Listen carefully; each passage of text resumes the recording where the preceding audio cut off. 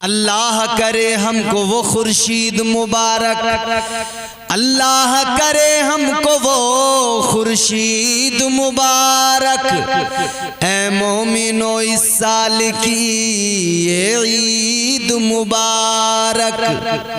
ईद आने वाली है, खुशियों का पैगाम लेकर आ रही है, अल्लाह की रहमतें लेकर आ रही है, रब की जानिब से रोजादारों के लिए इनाम लेके आ रही है। ईद आ रही है, मगर ईद आने से पहले मेरी ये बातें जरा गौर से सुन लें।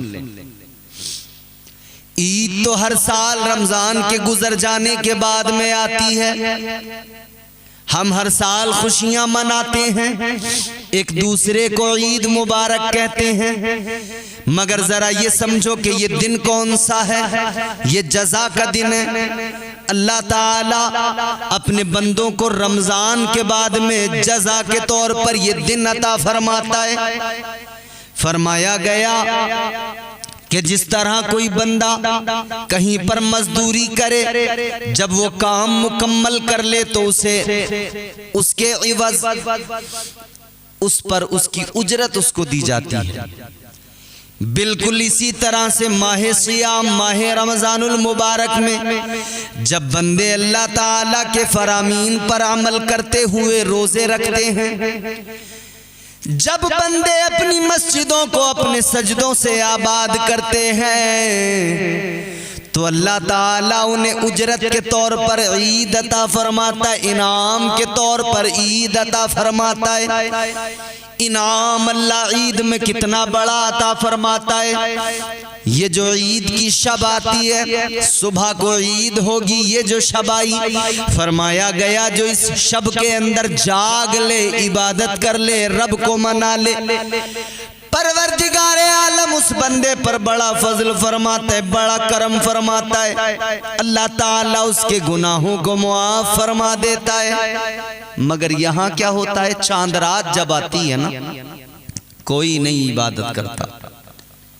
उस रात में सारी रात हमारे यहाँ लोग शॉपिंग करते हैं, आदमी औरतें सारे बाजारों में, सारे मार्केटों में। दिन जिसने अता किया है, खुशियां जिसने अता की हैं, उसका शुक्र अदा नहीं करते। बाजारों में खड़े हैं, घूम रहे हैं, तफरी हो रही है, खुश हो रहे हैं, लो जी जान छूटी, रमजान गए, अब बड़े मजे से कबाब पूरी दिन में भी खाया करेंगे, अब बड़े मजे से कोल्ड ड्रिंक पिया करेंगे, अब शरबतें पिया करेंगे। याद रख लो मेरे अजीजों, रमजान जाने पर किसी भी मोमिन को कभी खुशी नहीं होती है, बल्कि गम होता है रमजान के जाने का। अगर ईद आने पर खुशी ऐसी हो रही है कि वो ये सोच रहा है कि भाई जान छूटी रमजान से, तो समझ लो उसे रमजान से कोई फायदा ही नहीं मिला। उसका दामन यूं ही खाली का खाली रह गया, जिसने ये सोचा कि भाई चलो जान छूटी, रमजान जा रहे हैं, गए रमजान, जान छूटी, अब मजे से खाया पिया करेंगे। बल्कि मामला तो यह है, जितने भी नेक परहेजगार लोग हैं, अल्लाह ताला का जिन्हें कुर्ब हासिल है, वो रोते हैं, आंसू बहाते हैं, वो कहते हैं हाय रमजान चला गया, ये रहमतें जा रही हैं, ये बरकतें जा रही हैं, ये जो अल्लाह ने नफल का सवाब फर्ज के बराबर किया था, ये जा रहा है हमसे।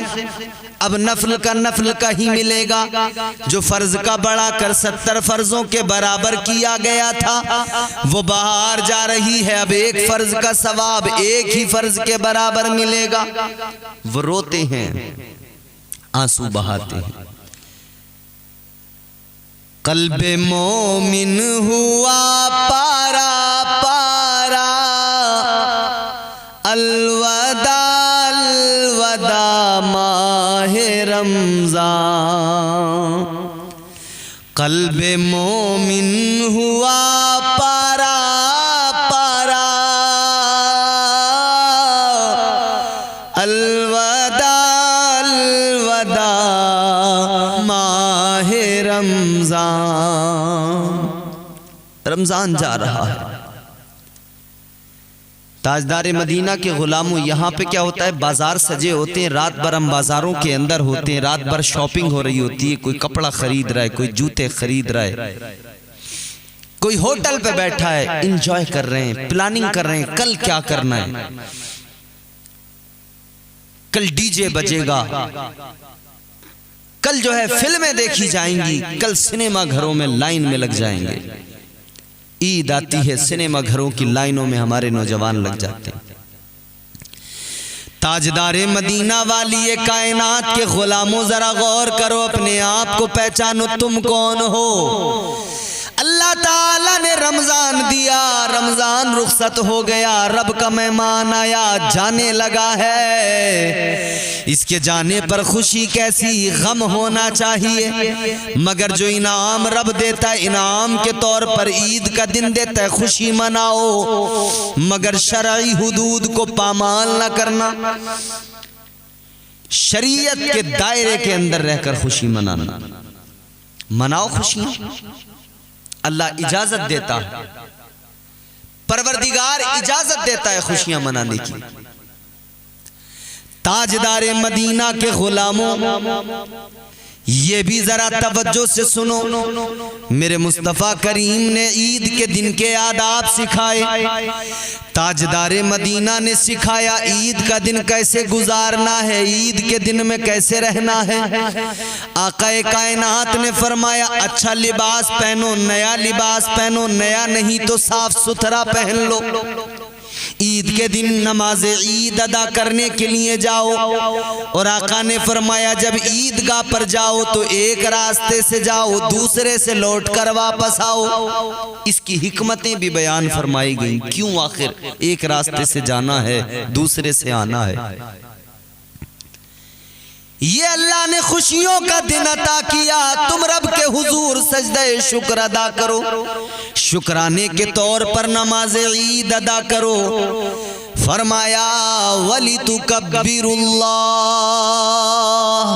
फिर तुम तकबीर बुलंद करो, अल्लाह की पाकी तकबीर बुलंद करो। और ईद के दिन ईद की नमाज में भी आप जानते हैं तकबीरें 6 तकबीरें जायद होती हैं। नमाज की तकबीरों के अलावा 6 तकबीरें आम नमाजों के मुकाबले ईद की नमाज में जायद होती हैं। ईद की नमाज ही बता रही है कि अल्लाह की पाकी बयान करना है, उसकी तकबीर बुलंद करना है, उसके नाम को पुकारना है। जब बंदा बार बार कहता है अल्लाहु अकबर, अल्लाहु अकबर, अल्लाहु अकबर, इधर बंदा कहता है अल्लाहु अकबर, अल्लाह बहुत बड़ा है, सबसे बड़ा है।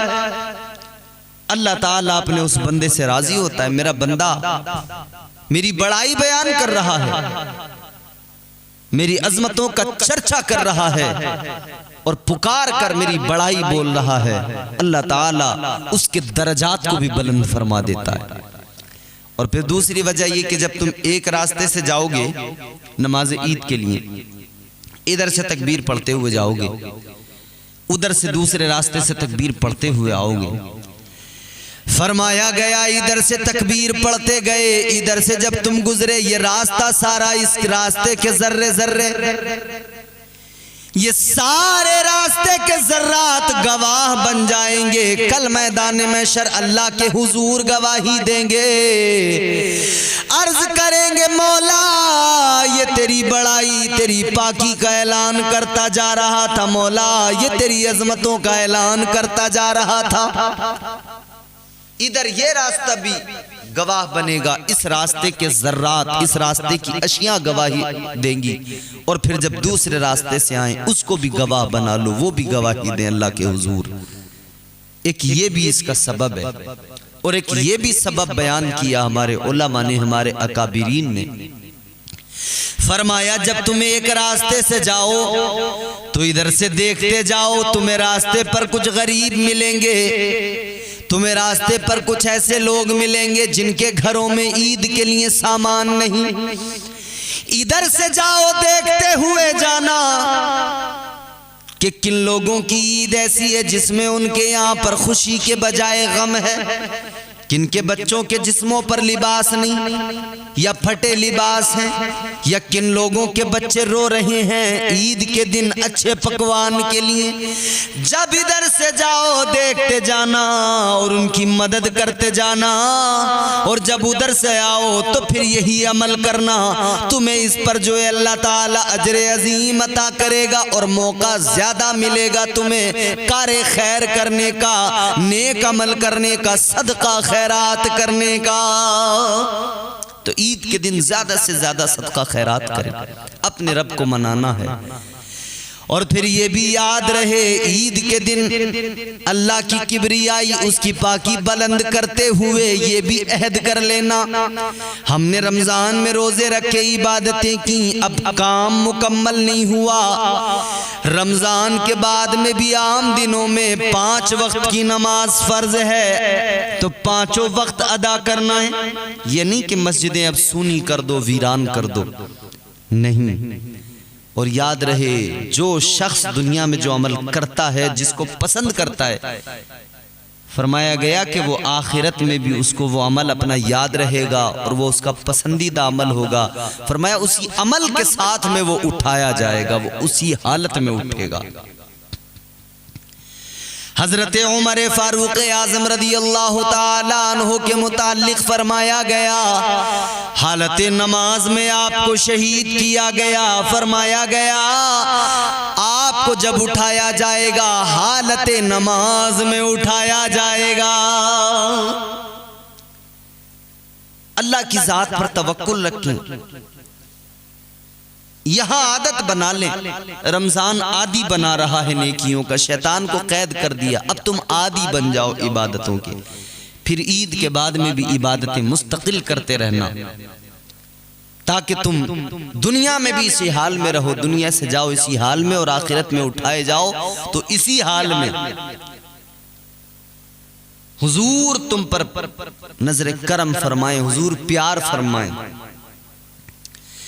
और ताजदारे मदीना का प्यार, अल्लाहु अकबर, जिसको मिल गया, जिसे नसीब हो गया, उसकी किस्मत संवर गई। सहाबा जंग के मैदानों में भी उनकी ख्वाहिश होती थी कि जंग करते करते हमें जामे शहादत नोश करना नसीब हो और हुजूर की गोद में आगोश में हमारा सर हो और हमारा दम निकलता हो। हमारी खुशियां अलग हैं, मगर सहाबा की खुशियों का अंदाज अलग था। हमारी खुशियों में नाच गाना है, हमारी खुशियों में सिनेमा है, फिल्में हैं। सहाबा की खुशियां कैसी, हुजूर का सर मिल जाए, हुजूर का दर मिल जाए, हुजूर की आगोश में सर हो और मौत आ जाए, ये सहाबा की खुशी थी। एक इंसान की जिंदगी में खुशी के बहुत सारे मौके आते हैं, ईद भी उन मौकों में से एक मौका है। किसी की शादी होती है, बड़ा खुश होता है वो। एक सहाबी थे, बड़े गरीब थे, हुजूर उनसे बड़ा प्यार फरमाते थे। मेरे आका ने उनको बुलाया, फरमाया शादी हो गई। रंग काला था उनका। अर्ज किया या रसूलल्लाह, नहीं हुई। ताजदारे मदीना वाली कायनात मुस्तफ़ा करीम ने फरमाया, ए मेरे सहाबी, शादी नहीं हुई तो बताओ क्या प्लानिंग है, क्या इरादा है? शादी करना है? अर्ज किया आका क्या करूं, न घर है, न जर है, न दर है, न कुछ है। आका कुछ भी तो नहीं है, न घर है, न जर है। हुजूर ने फरमाया फिक्र क्यों करते हो? घर नहीं है, जर नहीं है, मगर महबूबे खुदा का दर तो तुम्हें मिल गया है, तो गम की क्या जरूरत, घबराना कैसा, परेशान कैसा होना। आका ने फरमाया जाओ फला सहाबी के मकान पे जाओ, मेरा पैगाम सुनाओ, उनको जाकर बताओ आका ने भेजा है, लड़की उनकी जवान है, निकाह का पैगाम ले जाओ। ये खुशी खुशी गए, दरवाजा खटखटाया, अंदर से मालिक के मकान आया। इन्होंने कहा हुजूर ने भेजा है। कासिद हुजूर का? उसने कहा बैठो, अदब से बिठाया। कासिद हुजूर का है? का आप बताओ क्या हुक्म लाए हो?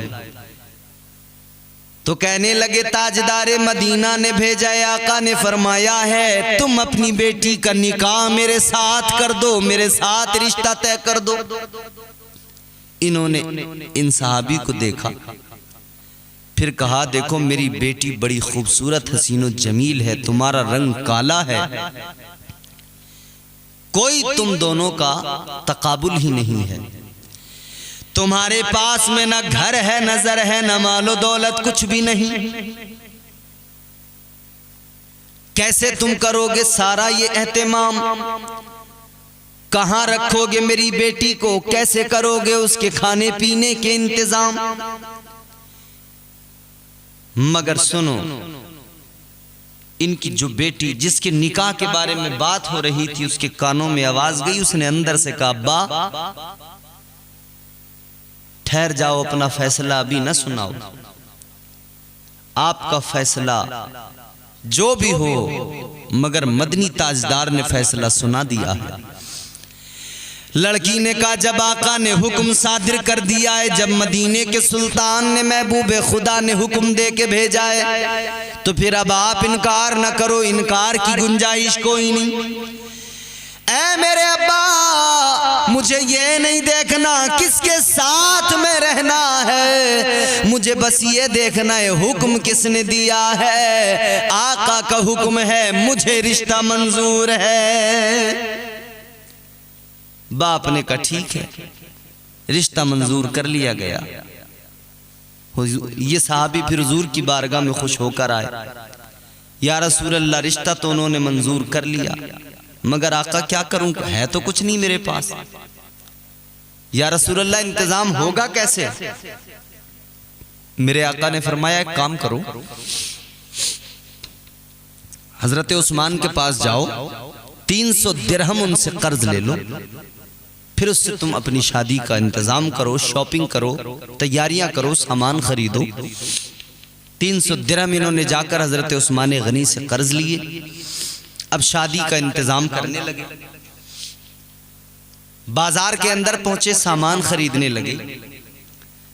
बाजार के अंदर इन्होंने अपनी शादी की जरूरत की चीजें खरीदी, मगर तभी कानों में एक आवाज आई, ये तो अपनी शादी की तैयारियों में लगे थे, और आप लोग जानते हैं जब शादी का मौका होता है दिल में बड़े अरमान होते हैं, बड़ी ख्वाहिशें दिल के अंदर होती हैं।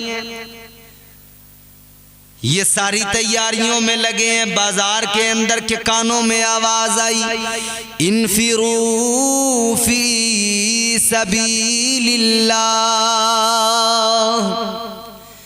कानों में आवाज आ रही है, बुलावा आ रहा है, पुकारा है पैगंबर इस्लाम ने, इस्लाम की खातिर पुकारा जा रहा है।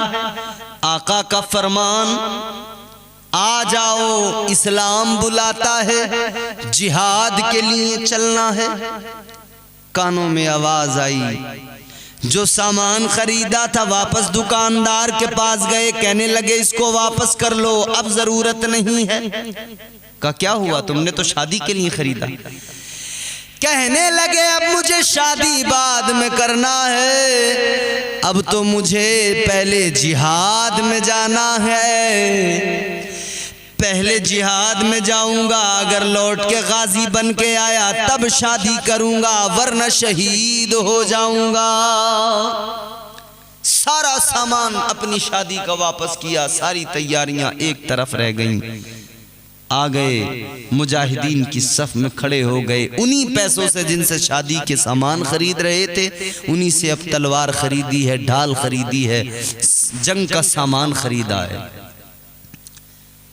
मुजाहिदीन के सफ में खड़े हो गए, जंग के मैदान में पहुंचे, अपनी तलवार के जोहर दिखाए, लड़े, काफिरों को वासिले जहन्नम किया, फिर बिलाखिर खुद ने भी जाम शहादत नोश कर लिया। बहुत जख्म लगे, इतने जख्म लगे, इतने जख्म लगे, जिस्म जख्मों से चूर हो गया, पहचान नहीं हो पा रही थी। उंगलियों के इन जिसको हमारे आम तौर पर कहते हैं उंगलियों का ये जो शुरुआती हिस्सा होता है, इनको देखकर पहचान की गई। ताजदारे मदीना की बारगाह में खबर की गई, या रसूल अल्लाह, आपका प्यारा चहीता वो शहीद हो गया। आका ने फरमाया किस हाल में? का या रसूल अल्लाह, चंद सांसें बाकी हैं, आखिरी सांसें ले रहा है। हुजूर ने फरमाया लेकर आओ जल्दी। हुजूर की आगोश में सर रख दिया गया सहाबी का। हाय हाय हाय, पैगंबर इस्लाम की आगोश में सर है। ताजदारे मदीना ने फरमाया, रब्बे काबा की इज्जत की कसम, तू तो बड़ा कामयाब हो गया।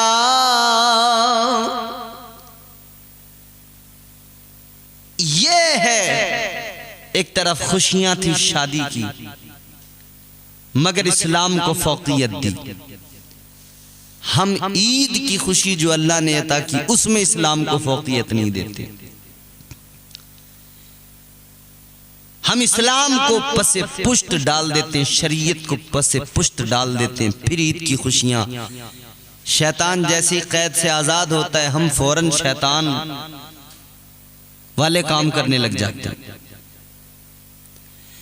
मेरे भाइयों, जरा अपने तर्ज जिंदगानी को बदलने की जरूरत है। याद रखना, फरमाया गया, जिसने एक वक्त की नमाज पढ़ी और अगले की उसे तौफीक मिल गई, समझो उसकी वो कबूल हो गई। जिसने एक रोजा रखा, अगले की तौफीक मिल गई, समझो उसका वो रोजा कबूल हो गया। इसी तरह से रमजान में जो भी आमाल किए, अगर रमजान के बाद में भी नमाज की तौफीक मिली है तो समझ लेना कि रमजान की इबादतें कबूल हो गई हैं। ये भी अल्लाह का बहुत बड़ा इनाम है कि कोई रमजान के बाद मुस्तकिल नमाजी बन जाए, ये अल्लाह का इनाम है। और ईद के मौके पर गरीबों का भी खास ख्याल रखना चाहिए। ये नहीं कि अपनी ईद तो बड़े मजे की हो रही है, अपने बच्चों का लिबास तो बड़ा उम्दा है, अपना तो खूब मजा है, लेकिन गरीबों का कोई ख्याल ही नहीं। ऐ लोगों, क्या ईद के दिन हम गरीबों के बच्चों को नहीं देखते जो गुब्बारे ईदगाह के रास्ते पे लेकर खड़े होते हैं और बेचते हैं? क्या वो गरीबों के बच्चे नजर नहीं आते हमको? इस्लाम कहता है ईद के दिन तुम जिस तरह खुश हो उसी तरह खुशियां बांटो, गरीबों को खुश कर दो, तुम्हारा रब तुमसे खुश हो जाएगा, राजी हो जाएगा। गरीबों के बच्चों को भी ईद के दिन खुश करें। मेरे हुजूर तो ईद का दिन था, निकले हैं आका, नमाज ईद के लिए ईदगाह पर जा रहे हैं। ताजदारे मदीना वालिए कायनात मुस्तफ़ा करीम ईद की नमाज के लिए ईदगाह पर जा रहे हैं। आका ने देखा एक बच्चा है, उम्र का कच्चा है, जबान का सच्चा है, आंखों में उसकी आंसू हैं। हुजूर ने फरमाया क्यों रोता है, क्यों आंसुओं से अपना मुंह धोता है? बच्चा कहने लगा क्यों न रोऊं, गरीब हूं, यतीम हूं, अच्छा लिबास जिस्म पर नहीं, लोगों के बच्चों ने उम्दा लिबास पहन लिए, मैं क्या करूं? उसने जब अपना किस्से गम सुनाया, जब दर्द दिल सुनाया, मेरे आका को बच्चे पे प्यार आया, हुजूर के लबों पर तबस्सुम आया। हुजूर ने बच्चे का हाथ पकड़ा, अपने साथ लेकर चले घर पहुंचे। आका ने उम्मुल मोमिनीन हजरत आयशा से फरमाया, आयशा इस बच्चे को जरा तैयार तो करो, इसे लिबास तो पहनाओ। बच्चे को तैयार किया गया, लिबास पहनाया गया।